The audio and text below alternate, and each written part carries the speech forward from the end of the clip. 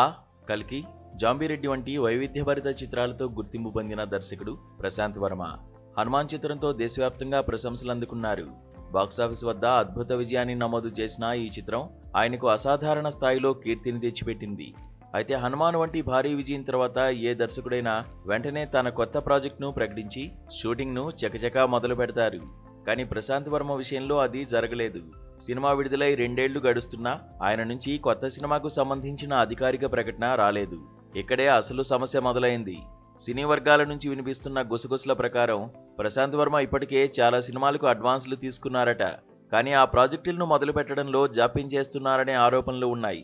హనుమాన్ విజయం తర్వాత ఆయన మార్కెట్ విలువ అమాంతం పెరిగిపోవడం, తన ప్రాధాన్యతలను మార్చుకోవడం వల్లే ఈ ఆలస్యం జరుగుతోందని ఇండస్ట్రీలో చర్చ నడుస్తోంది. దీనిపై ప్రశాంత్ వర్మ నుంచి స్పష్టమైన వివరణ లేకపోవడంతో ఊహాగానాలు మరింత పెరిగాయి.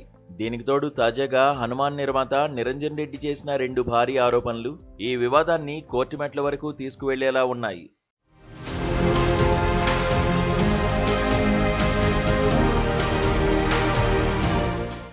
నిర్మాత నిరంజన్ రెడ్డి ప్రశాంత్ వర్మపై ఏకంగా 200 కోట్ల పరువు నష్టం దావా వేయడంతో ఈ అంశం సోషల్ మీడియాలో రచ్చరచ్చగా మారింది. హనుమాన్ చిత్రం తర్వాత రూపొందించాల్సిన మెగా ప్రాజెక్ట్ జై హనుమాన్ తన బ్యానర్ కింద మాత్రమే చేస్తానని ప్రశాంత్ వర్మ మాటిచ్చారు. ఈ ప్రాజెక్ట్ కోసం ప్రశాంత్ వర్మకు 10 కోట్లకు పైగా అడ్వాన్స్ చెల్లించామని నిరంజన్ రెడ్డి స్పష్టం చేశారు.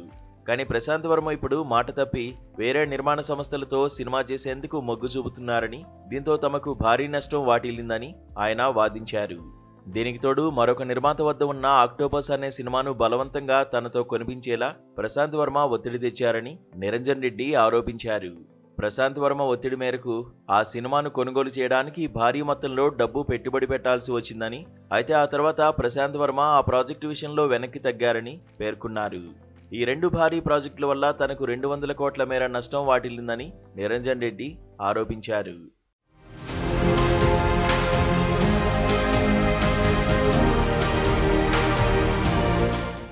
అయితే ప్రశాంత్ వర్మ వర్షన్ మరోలా ఉంది.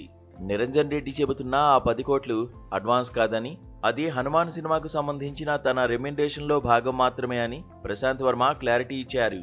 హనుమాన్ ఘన విజయం సాధించిన చిత్ర లాభాల్లో తనకు రావాల్సిన వాటాను నిర్మాత ఇంకా పూర్తిగా ఇవ్వలేదని ఆయన పేర్కొన్నారు. అడ్వాన్స్ పేరుతో లేనిపోని ఆరోపణలు చేసి తన పరువుకు భంగం కలిగించే ప్రయత్నం జరుగుతోందని ఆయన గట్టిగా సమాధానం చెప్పారు. ఆక్టోపస్ సినిమా కథ కొనుగోలు విషయంలో తన ప్రమేయం ఏమాత్రం లేదని ప్రశాంత్ వర్మ తేల్చి చెప్పారు.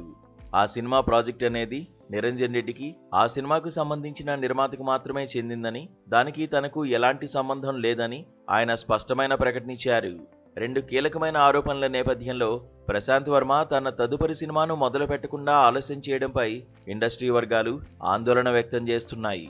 ఒకవైపు అద్భుతమైన విజయాన్ని అందించిన దర్శకుడు, మరోవైపు తన తొలి నిర్మాతతోనే ఇంత పెద్ద ఆర్థిక వివాదాల్లో చిక్కుకోవడం అందరినీ నివ్వెరపరుస్తోంది. 200 కోట్ల పరువు నష్టం దావా అనేది తెలుగు సినీ చరిత్రలోనే ఒక పెద్ద వివాదంగా నిలిచింది. ఈ మొత్తం వ్యవహారం ఇప్పుడు కేవలం గొడవగా కాకుండా న్యాయపరమైన అంశంగా మారుతోంది.